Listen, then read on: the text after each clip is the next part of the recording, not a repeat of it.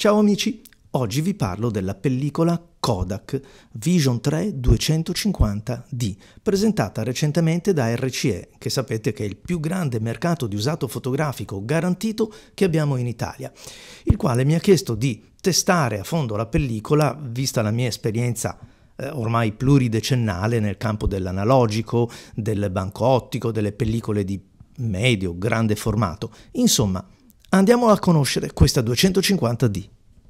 Fa parte di un quartetto di pellicole che vengono confezionate da un'azienda italiana che si chiama DP66, che è anche colei che si occupa poi dello sviluppo di questa pellicola cinematografica, la ribobina e ci mette a disposizione, grazie a questa collaborazione con RCE, dei rullini con 4 tipologie di pellicola diversa, quella al tungsteno, la 500 ASA per intenderci, la 250D, quella con una sensibilità dimezzata ma molto più duttile, e poi la 50D, una sensibilità bassa per avere una finezza sia nella grana che nella qualità d'immagine complessiva. E non poteva mancare il bianco e nero, la Double X Eastman, eccola qua, quella che, vi dico la verità, preferisco fra tutte perché il bianco e nero è un po' il mio territorio, il mio ambiente di lavoro consueto con la pellicola.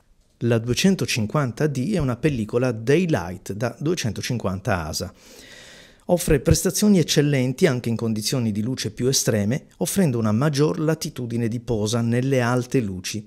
Questo permetterà, grazie al maggior numero di informazioni acquisite, di risparmiare tempo in post-produzione. La tecnologia DLT attribuisce alla pellicola Vision un significativo miglioramento nella grana in sottoesposizione, offrendo maggior libertà in fase di ripresa. Questo è quanto leggo nella descrizione. E volete che io non metta alla prova questo fatto? Anche perché sarebbe veramente una manna avere poco rumore, si dice nel digitale, o comunque disturbo nelle ombre in fase di scansione, quindi ripoter equilibrare l'esposizione anche in quelle zone così scure sarebbe veramente fantastico, al pari della tenuta delle alte luci. Questo è un passaggio che non va sottovalutato, in quanto si comprende come la pellicola, oggi come oggi, sia agganciato ai tempi che viviamo e quindi pensata anche per una elaborazione digitale, quindi quello che molti anni fa si chiamava sistema ibrido. L'ho caricata su un mito della fotografia, la Leica M6. E pensate, avevo il 50 Summicron F2, uno degli obiettivi più artistici, più belli fra quelli della serie M. E tra l'altro andatevi a vedere la recensione col test completo, giusto per così avere un'idea di che camera è e se vi interessano ovviamente le mie impressioni sull'utilizzo di questo gioiello. Come sempre ho testato la pellicola in frangenti di luce diversa, luce diurna, luce artificiale, quella morbida, quella soffusa, quella tagliente delle ore 12, con i filtri colorati, laddove sia ovviamente il bianco e nero, con i polarizzatori, per cercare anche di tirarla, di stravolgerla un pochettino.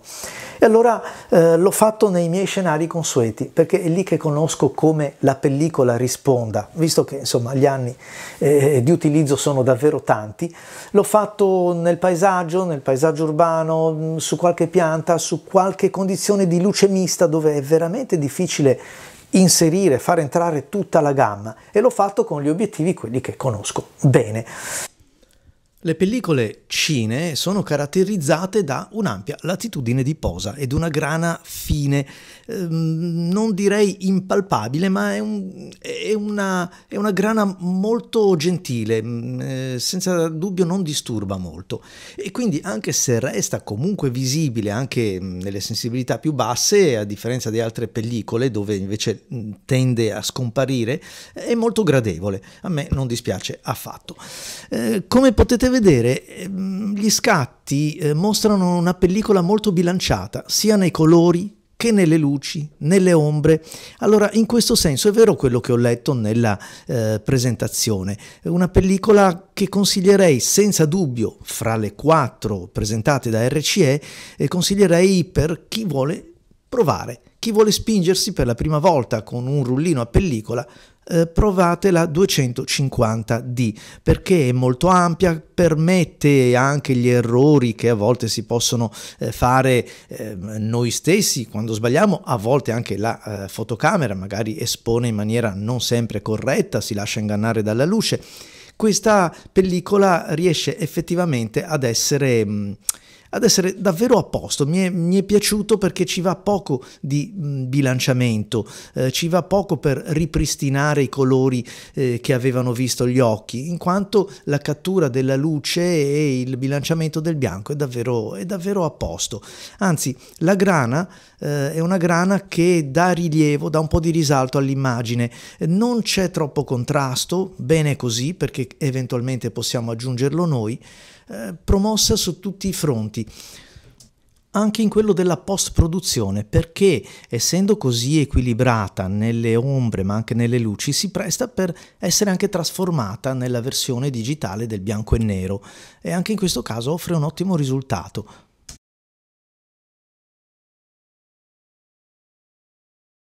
Adesso parliamo un po' dei negativi. Per prima cosa lasciatemi dire che con decenni di esperienza di laboratorio alle spalle posso dire che questi sono tagliati con precisione. Guardate che capita di tutto, a volte i vostri negativi, i nostri, tagliati di sbiego, tagliati male, soprattutto poi quelli, pensate, su un rullo da 120 perdere una porzione, ma per carità, questi sono tagliati bene e sono anche confezionati bene. Poi starà a voi metterli magari in un pergamino, in un sistema di raccolta e di archiviazione che sia più durevole nel tempo. Il tempo di inviare il negativo una volta esposto e poi ricevere il negativo, e tutto avviene nell'arco di una settimana, ma forse anche meno se siete nei paraggi, per esempio, di Salerno, dove ha sede il laboratorio.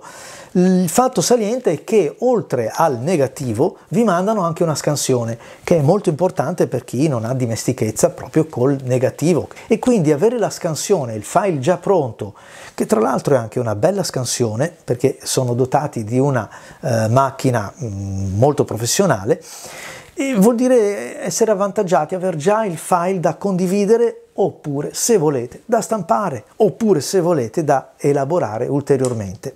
Però mi raccomando, questo è un appello che faccio a tutti, soprattutto ai giovani: andate a ritirare i negativi, non lasciateli lì. Questa è la parte importante del vostro lavoro, è qui che avete impresso il progetto, lo sforzo, la ricerca. Questa è la parte più importante, fra le altre cose. È la parte che resterà anche fra 100 anni, fra 200 anni, mentre un file digitale, magari un JPEG, non sarà più leggibile perché ormai è obsoleto, questi no. La scansione che viene fornita è una scansione di qualità. Alle spalle c'è uno scanner Noritsu di quelli ultra professionali, anche se mi è arrivata voce che la DP66 è pronta ad un importante investimento in una macchina scansione di quelle definitive, molto performante e anche molto costose. La scansione è molto fedele al negativo, sebbene sì, qualche curva si vede che è stata applicata, e il che è un bene per chi si avvicina al negativo, intendiamoci. Anche una leggera mascheratura per rafforzare la definizione sembra far capolino nel procedimento di scansione.